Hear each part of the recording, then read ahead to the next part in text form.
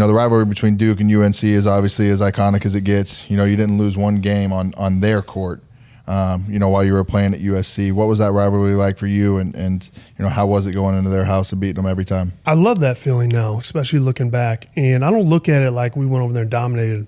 I look at it as like there's a class at Duke that never beat their rival on their home court, and they'll never know what it feels like to beat their biggest rival on their home court. Yep. And I love knowing that. Someone mentioned that to me, and it's always stuck with me. I hate to call them out. I mean, Greg Paulus will never know what it feels like to beat UNC at Cameron. And I get a lot of joy out of that, knowing that there's other players that in that same class that will never know that feeling. But yeah, I mean, that's not an easy place to play. And everyone always looks at me. We had a loaded team. We had Ty Lawson, Danny Green. We were more talented than those Duke teams those years as well. I mean, obviously the intensity of the rivalry is one that, goes without saying. What was the rivalry like for you in itself? My freshman year, I remember they had JJ and Sheldon. They came over to the Smith Center and they smacked us. And I remember walking away being just totally exhausted because there was so much hype around the rivalry, and there were so many, there was such a build up to it that I was pushing myself too hard for the game. And when the game finally happened, I was like, man, I'm completely exhausted before tip. And now, Sheldon Williams, he was a big dude. We ran. I remember walking away from that game. They smacked us, and I remember I'm going to approach this game a little bit different.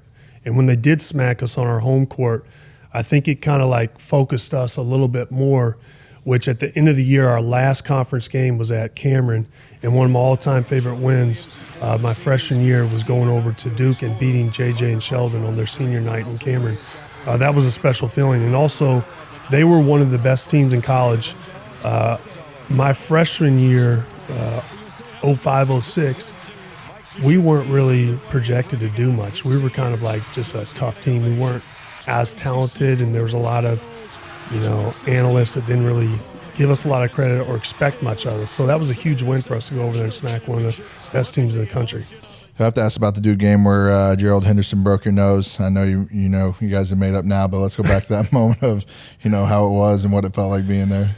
Oh man, so I'm at the free throw line, and what I remember about the play is somehow I'd missed that free throw, and I remember getting my own rebound, and I think I had a little pump fake, and I was going back with my right hand, and out of nowhere I get hit in the face. I didn't know how bad it was or what happened. And I looked down, I'm bleeding, blood's everywhere. And I thought it was DeMarcus Nelson. And the first reaction is I'm going over there and I'm going to mix it up. I'm going to hit me in my face. I'm going to hit you in your, I'm going to figure out how I can get you too. And so my teammate grabbed me, and, looking back at the play, I would have been an idiot if I went over there and fought DeMarcus Nelson because he didn't hit me. But the actual hit didn't hurt that much, and I was surprised that I had a broken nose. But there was a lot of blood. And the next morning, I guess because I had so much adrenaline, I didn't really feel the pain. But the next morning, it was pretty painful.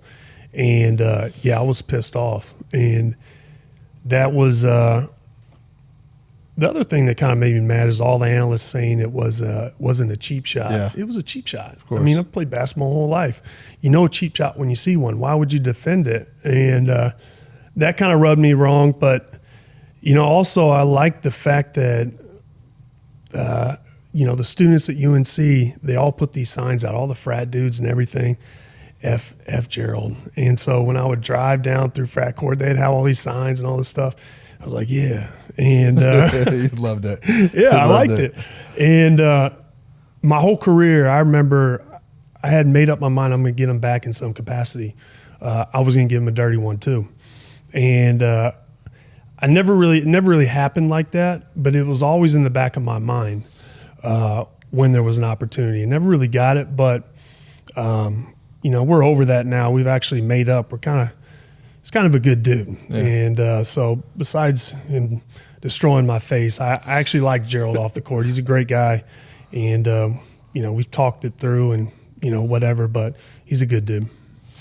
Who do you look back and think, greatest Duke villains of all time? Guys you just really didn't like to play against, or just couldn't stand to even look at.